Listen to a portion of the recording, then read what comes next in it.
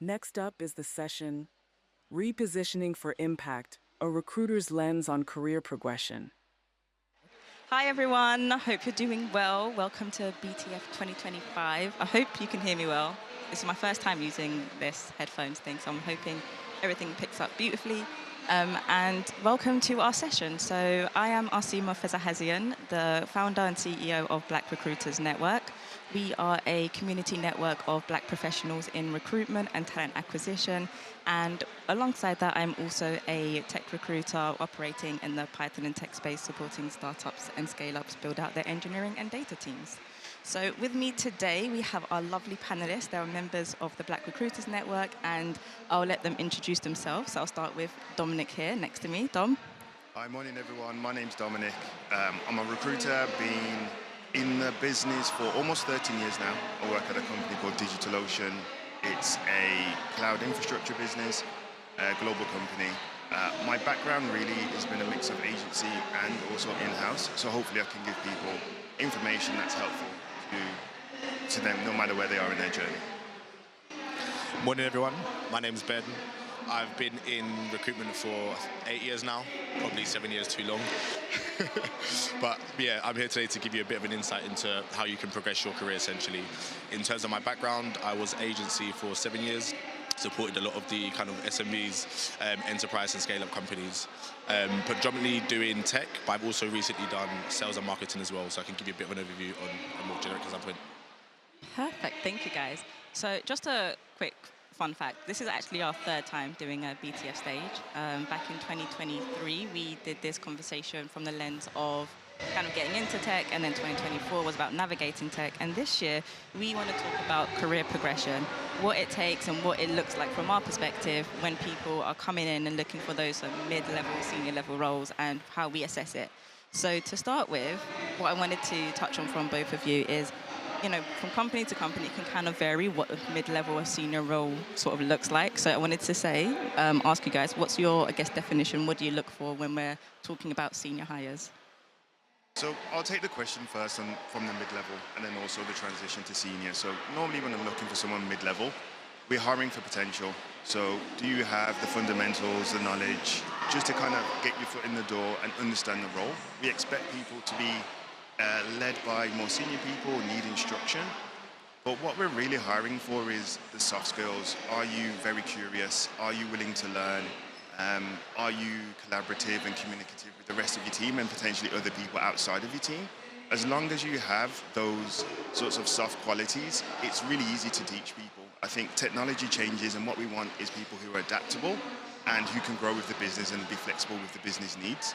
I think when you transition into a senior engineer, a lot of what you do more is leading the team, unblocking the more junior engineers, being a bit more independent in your work, being somebody who can work independently or lead the team is something that we look for a little bit more. So I would say that's the kind of big difference between the juniors and the more senior people.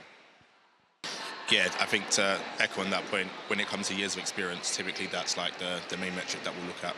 Typically, if you're looking at mid-level, 3 to 5 years tend to be kind of the rule of thumb. Senior, 5+ years of experience. And then, like you said, the characteristics in terms of what skills can you actually bring to the table. More so at mid-level, you're probably more of an IC, individual contributor, looking at the characteristics that you can bring and what value you can add. When you then step into the senior level, it's then more focused on your technical ability in terms of, right, how hands-on are you? Some of that then changes to being a little more hands-off in terms of focusing on leadership, like you mentioned, and really kind of attributing more to your mentorship. So I think that's the things that we look for most when we're hiring as well. Amazing. And what I would say, so with that as well, like, you know, in terms of the market where, you know, it's kind of been going through it, there's been a lot of changes in terms of the technology as well. And there's probably quite a few mid-level, senior level candidates on the market that looking at next opportunities. I guess, how would you kind of, you know, let them know like how best to position themselves for like those types of roles at the moment, given that there's been quite a change in the tech stack as well? Good question. I think a lot of it comes down to visibility in terms of how visible you are. I do a lot when it comes to employer branding, particularly for myself and for the clients that I work with, Treatwell now being one of them. I think if I look at how I've helped my career from when I first started, just being a recruiter and then kind of helping more people in the tech space, a lot of that is making yourself visible, showcasing what you've actually done. Your CV is a great standpoint, but again, it's just buzzwords. You put your CV through, it gets to an ATS system. If all the buzzwords are there, you get a scoring system. We look past the CV, we actually want to see you. I always look at people's LinkedIn. What have you done? What have you achieved? What are your aspirations? What are you looking to do? I think making yourself as visible on LinkedIn is definitely the best way. Being engaged in different communities. I run a community called Black Leaders in Tech. Again, I started that just off the cuff, looking at trying to solve a problem where there's a lack of black leaders in tech. How can we make something where we look at the struggles that people face, look at the solutions that people want to see being implemented, and then the success stories. You can do that when you're in tech, actually working as well. You can join different communities, make yourself be visible and be part of those journeys. I think visibility has definitely got to be the key for that. It's a great answer. So Ben's taken the external, I'll probably take it a little bit more internal. If you are inside a company, you want to grow your career within a business, visibility is a key thing. I think making sure that you have sponsors. You know, when anyone goes for a promotion, there's going to be a few people that need to sign off that agree that, hey, I've seen X, Y, and Z person, what they've brought, what they've done, and the value that they've added. So, you know, feel free to mentor more juniors, feel free to put your hands up for projects, maybe stretch assignments that might give you that bit of extra visibility, that might put you in the room with people outside of your team that you haven't worked with previously.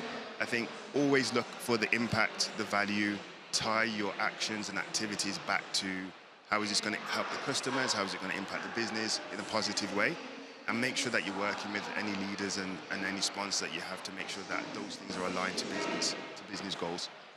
And just to add on that in terms of the leadership side as well and kind of taking on the responsibilities, because I know, Dom, when we was kind of preparing for this, you've been talking about taking on a bit more sort of like leadership in the hands of like the AI and bringing in the tech tools. So I guess what's that journey been like for you, and how do you see that maybe using someone like that to position yourself for even your own career progression? That's a great question. For me, it ties something that I'm really passionate about with a need to help my team develop and be ready for the future. So enabling the team is something that nobody really asked me to do, but I've tied one of my passions to a need for us to position ourselves as a recruitment team that's prepared for anything that comes in the future. So even finding small areas of efficiencies, anything that can make the day-to-day experience of our recruiters a little bit easier is something that I've tried to work on. From that perspective, I've taken the crawl, walk, run. So I start off with small things, you know, get some feedback from the rest of the team, get some feedback from the leadership, and then move on to something that could be a little bit more impactful.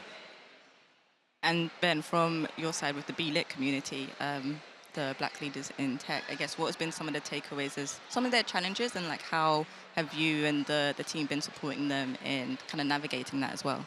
Yeah, I think some of the main challenges really stem down to one, being seen.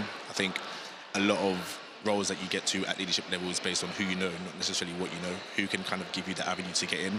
A lot of those roles aren't typically advertised just due to the cost. So you need to be having people in those markets, like you said, sponsors that can navigate you into those spaces. I think one of the things I try and really get across to people is the difference between being successful and being significant. For me, successful is kind of what you do in your own career, how you really push yourself. Significance is the impact that you have with the people that are around you. In terms of having success, I can say, right, I've done, say, 10 hires this quarter, for example. That's my success. My significance is, out of those people that I've hired, how have I helped them get to that place alongside the rest of my team? How have I supported them getting to where they want to get to? That's where you start to see people that have leadership characteristics and people that can actually then go on and do those jobs. So I think it's trying to establish the difference between being successful and then being significant, and really trying to have a blend of both. And with that journey as well, I guess, I think what I'm curious to know with the journey of like moving into leadership, and something that has come up on our stand here today, is people want to move into leadership, but they also want to pivot their careers as well. They don't want to be a leader in their current space, but in something different. So how, I guess, can they leverage where they are now to still become that leader, but maybe navigating it as well as a pivot?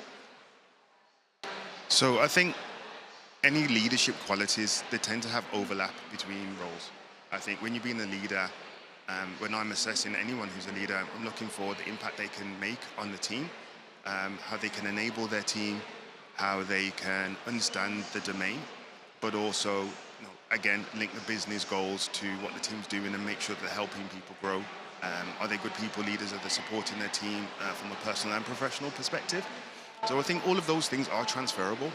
And it's something that, again, if you've got sponsorship, if you take the time to go and understand the new space that you're trying to work in, find out how your key skills and current skills are maybe a differentiator to the rest of the market in that space, because that can also be an advantage. I think, that makes it a bit easier to pivot. Yeah, I think just you took the words out my mouth. Not too much more I can add to that at that point. Perfect. And what I was going to say, so in this, we're in this AI world, and then there's going to be the leaders that want to kind of take the lead on that. But I guess for someone maybe looking to see that that's their next step they want to take, and they're assessing their skills, what they've currently got and where they're missing, I guess what steps should they take, or maybe who could they connect with to kind of fill that gap or make a plan out of it? Yeah, I think that's a good question. I think one of the things that I try and advise to people all the time when they're looking to get into leadership is have mentors. Mentorship is such a key thing. When you can surround yourself within a network, a community, people that have been there, done it, kind of worn the t-shirt, that's where you get to really kind of leverage that and see what people have done. Again, everyone's journey is going to be different in terms of the skills that they've got, the characteristics, the personality, type of environment that they're in. But you can really pinpoint yourself with people that are on a similar journey to yourself, people that have been there, done it. Really surround yourself with them and just learn. I think just be a sponge, absorb as much information as you can. The best leaders are the people that really put themselves for everybody else, and those are the people that you can really learn from and become similar in terms of your environment. And I think the best thing to do is really trust yourself. You know your space better than anybody else. So where are the gaps? What are the things that you've seen and experienced that you think, hey, I could probably do that a little bit better? Lean into those things, work on those things, and I'm sure you'll find some space. And I was going to say, so I know, Ben, you were saying kind of regarding the B-Lit, like the visibility stuff, right? But I guess one part that I see sometimes where, a lot of the times with the application process, people are kind of putting their CVs and their LinkedIn profiles. And then when they come into the interviews, it's very much about like selling yourself and telling the story. And I think there's a real difference between mid and senior and just the experienced hires of how that story is told. So I guess I'm curious, what makes a good story to sell yourself into a leadership role? I think for me, again, it goes back to the impact that you've had. Again, being a mid-level, your impact is not expected to be as high based on kind of the responsibilities that you probably have in your role. It's more of an IC role. When you make that transition into the senior side, we're then looking at the characteristics that you have, the other attributes that you can really bring to the table. So for me, I'm looking at people that are confident, people that have really shown the value that they've added and really supported the wider business in terms of their goals, because the more you progress into leadership, the less it becomes about you as an individual, more about your team, the wider business goals, and tapping into that. So any examples that you can use to showcase what you've done to, one, get yourself to that level, but supported those around you, that's what I look at and say, right, do you know what, you've got those skills, you've got the capability, you've got the potential to go into that senior role. And again, it could be a senior role for now, it could be a senior role for 6 months' time, but we've had that conversation early on. You showed me that, do you know what, I could be a leader in your business. This is the value that I can add within X, Y, Z perspective. So for me, it's making sure in your storytelling, you're as confident as you can be with clear examples to showcase the value that you can add. I think when you're working at the more mid-level, I expect people's experience in the story they tell to be a little bit more functional. I did A thing and then B thing happen at the end of it. I think as you move through the levels to more senior and even into executive, it's more about how you influence, how you're more strategic. The scale of your impact is much larger. So it's how you may have affected a product or changed an organization or you've done a transformation. And I think the storytelling then becomes about the influence that you've had, how you've shifted things and improved things or maybe achieved something for your team and for the company as a whole. And with that storytelling part, and I know we've kind of mentioned using LinkedIn as a platform to do that, but I guess, do you think there's a real benefit in using LinkedIn as a way to kind of tell the story? Because there's only so much you can tell, like what you've done internally in a business. So I guess how other way can you really use LinkedIn to showcase that leadership if it's not kind of, talking about the day-to-day if it's not allowed? And also, is it a real benefit? Like, do you kind of go from the CV to the LinkedIn and be like, okay, maybe they could be, that you see the potential just from their profile? Yeah, good question. I think with LinkedIn it's difficult in the sense that there's only so much information you can really put on. Some people are a bit crafty, they make their CV their LinkedIn, their LinkedIn their CV. I think when it comes down to actually interviewing, that's where you can really get your story across. But before you can get an interview, your profile has to be received well. So for me, I will look at your LinkedIn. First thing I do is look at the companies you've worked for, the experience that you've had, what you've actually detailed down. Not so much your job description. I don't really care what you've done as a job description because that's very generic. I'm looking for the impact that you've had, your key achievements, any metrics that you've hit, for example. And then one of the things that I try and look for particularly is recommendations. I think when people can attest to your quality, that in itself stands a long way. That was something that I tried to do when I first started. I had 0 recommendations. I think I'm near 75 now, still trying to get to 100. But it's more a case of people talking on your behalf. That shows the impact that you've had, the significance that you've had, as well as the success. So for me, when it comes down to that, I would try and get other people to talk on my behalf in terms of what I've done. And again, it don't have to be a whole paragraph of, oh, he was great, he done this, X, Y, Z. It's just a short description of what you've done and how you've benefited them in that role. And that really lands well. Good people know good people. So when you can look at that, that helps. Yeah, I agree. I check everybody's LinkedIn profile. And I think if you're looking to make a difference, there's other things that you can do no matter where you sit in the tech space. I think, if you're an engineer and you have a GitHub, that's great. Put some things on it. I look at people's open source projects. If you're a designer and you have a Behance or another type of place where you host your portfolio, make sure those things are visible so we can see them. If you write blogs or anything like that, have a website, put those things up as well, because all of these things show us what you've been doing outside of the kind of day job. It shows us a little bit more about who you are as a person, your interests. And there's been many occasions when I've hired people, mainly because of their external interest that shows that they've got a passion and a real interest in the industry and the market that they're in. I think that's always a key one, because it's always the case where all of your experience, especially as you continue your career, it doesn't have to come from your job. It can come from outside interest, but it's just about positioning that. And even for myself, I'm not going to lie, I'm terrible with recommendations. My LinkedIn page, as good as I think it looks, the recommendations is next to none, which is working on. And also, I will be doing a blog, just to let you know. It's not out yet, but it's coming. And I guess I was going to ask, so, we're talking about kind of moving into leadership. I don't think we can really have the conversation without really addressing the lack of diversity in leadership.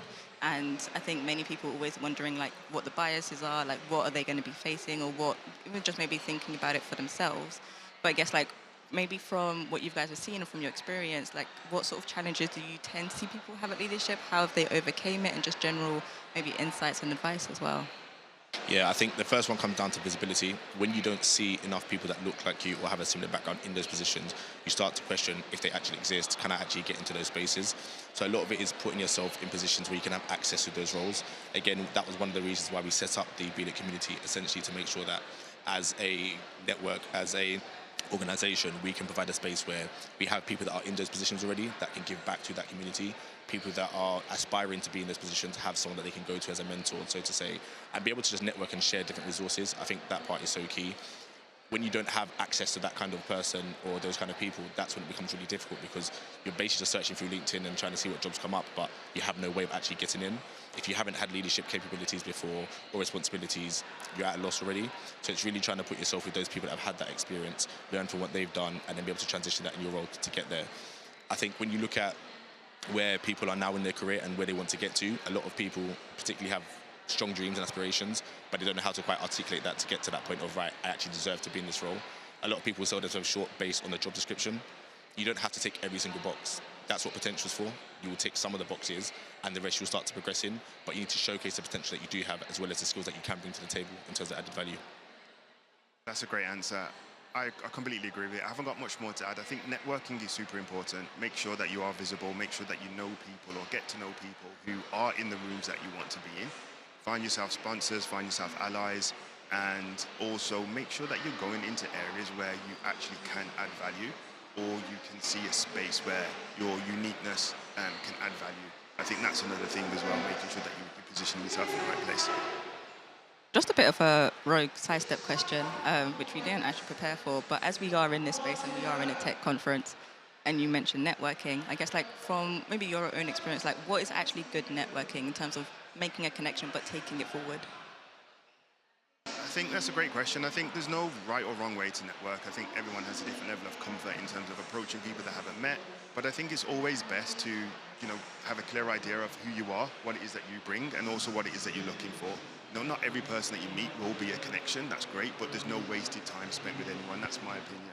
So even if you don't get something out of the conversation, maybe try and give something back. Try and find out and be honest about what it is that you're looking for.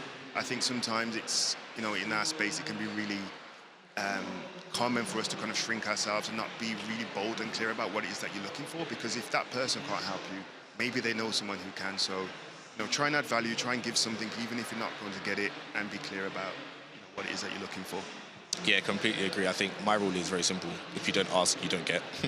If you don't come and chat to me, you're not going to know about me. It's as simple as that. Be brave, put yourself out there. Most people actually do want to help you. They just don't necessarily know how to help you because you haven't articulated what you actually need from them. But again, it's like you said, it's a two-way street. Be able to give something back, showcase where you can add value to that person as well. It might not necessarily be for now. It could be 6 months down the line, 12 months down the line. Every network that you make really helps. And as we are all recruiters here on this stage, we're kind of talking to job seekers pretty much on the daily that are looking to either pivot into something new or kind of progress their careers as well. I guess, how have you seen maybe the best approaches people have taken to build a relationship with you? So even if the role maybe that they're trying to go for right now isn't the best fit or doesn't just work out, like you still keep them in mind for future opportunities. Like what have you seen work well? I think people that are very personable, people that genuinely show an interest for that industry, for that particular job role, for the type of company as well. I've had people that I've not spoken to for 3-4 years just reach out to me on WhatsApp out of the blue, and it's a nice feeling when they actually remember you for the service that you've given them, but also just being able to stay in touch and just be very genuine. It doesn't have to necessarily be about work. It could just be, let's just have a catch up. I'll give you an example. I had an engineer that I placed probably about 4 years ago. We're almost like best friends. And honestly, if you knew me and my background, I came from football. Tech, I knew nothing about. When I joined them, people were throwing all these tech words at me. I was confused as hell. So when I get there now, I'm speaking to people, and we're from two different backgrounds completely. Like, you're tech, I'm football. But where we are now, we're like this, and it's just because he literally took the time to get to know me as a person. I then done the same and invested back into him. From that, I've been able to help him in other areas in progressing his career. So I don't think it necessarily has to be so linear in terms of, right, you're a recruiter, you can help me get a job. Yes, I can, but actually build a personal connection. We're not just gatekeepers to roles. We're actually here to support you. Candidate experience for me is the most important thing. You might not be a hire for now, you might be for a later date, but we need to have that connection first for me to be actually in a position where I can remember you for the attributes that you have in terms of skills, but also the kind of personality. Culture fit is a massive in every company. You want to hire people that can add value. If you can be as personable as you can with me, that already puts you a step above everybody else. I completely agree, and I think to add, recruiters are always looking to set everyone up for success. And I think when you build a relationship with a recruiter, you get to show who you are, what it is that you can do. And I think, when I'm hiring anybody, and I have some great candidates, and I really think that they would be good for a different team. It might not work out today, but for a different team, they would absolutely fly, they'd be super successful. And I think making sure that you stay in contact and have that relationship will put you in pole position for next time. And I think to cover the point about pivoting or maybe in a slightly different type of role, I recently hired an observability engineer, and this person came from a marketing, events, they worked in nightclubs and all these different things. And they really spent some time with me to explain who they are as a person and how they can bring a unique perspective. And that perspective was they're super personable. They're somebody who can be put in a room or put in a space with people they don't know and make connections and make things happen. And engineering is tough, tech can be tough, and they brought a different type of energy that wasn't normally seen by the rest of the team. On top of that, they built a resume that had open source projects, they had personal projects, they had all kind of relevant skills to back up that personality and the warmth that they brought to the room. So I think it is possible, and when you build that relationship with your recruiter, those two things, they get married. Exactly. And I think what I would add to that as well is, even from my lens where I work in agency recruitment and I kind of build relationships for the long term, I think one thing that the candidates really benefit from is by having that personal relationship. I feel like I feel more like attached, not attached, I guess, like a better relationship with them, but I go harder to bat for them when the feedback comes back and maybe there's something that the company is questioning about. Be like, because I know the person and I know their skill set, we go back and we can bat for you a bit harder and maybe see like you might have missed this or that. And it's one of those things that's kind of like really good about kind of using a recruiter or working with a recruiter and letting them know a bit more about you, because then it's like you can show them the full picture, show them who you are entirely, where then they can add to the conversation when it's with that hiring manager that you've had half an hour with, who may not have seen all those different sides. And before we wrap up as well, I was going to ask you both, for sort of candidates, job seekers at the moment that are kind of looking at their next opportunity, I guess what should they be thinking about when it comes to, if it's like roles of leadership or just roles in general, to kind of put the best foot forward and kind of make an impact in the hiring process?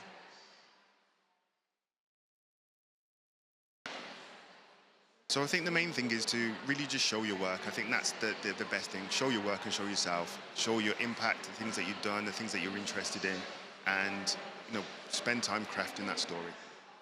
Yeah, completely agree. I think going back to the successful and significance part, showcase when you can be successful, what you have done, but also show the impact you've had along with other people and the wider business. People buy into people. If you can showcase that through your CV, through your personality, you have a very strong chance of getting there. I think the more you can do around that, again, helps with your employer branding as well. You want to really put yourself out there as a champion of the brand. That's one of the things that I always look for when I'm speaking with people that have done the extra research into the company and almost position themselves as if they work there. For example, during the interview process, it's not a case of, right, I work for, say, Tesco, I've done X, Y, Z, but then stop there. It's, okay, I work for Tesco, I've done X, Y, Z, but if I was at Treatwell, I would do A, B, C. So automatically I'm thinking, oh, you work here already, no problem. It's just that kind of vibe, so I think that tends to work really well. Perfect. And final question, not even a question, I guess a little plug. Are any of you guys hiring for any of these people? We're always hiring, always hiring. What kind of roles? Come and find me after and I'll let you know. Sales and marketing, tech, engineering products, data, cyber, we're hiring consistently. At the moment, we're not hiring in the UK, but if anyone wants any advice about their career, how to move forward, how to be more visible to employers, please come and find me. Perfect. And you can find also us. We do have a stand. It's by that side over there. If you go next to like Citibank, you can find us and talk to us, and we'll be here for the rest of the day as well. So thank you very much, everyone, and hope you enjoyed this conversation as well.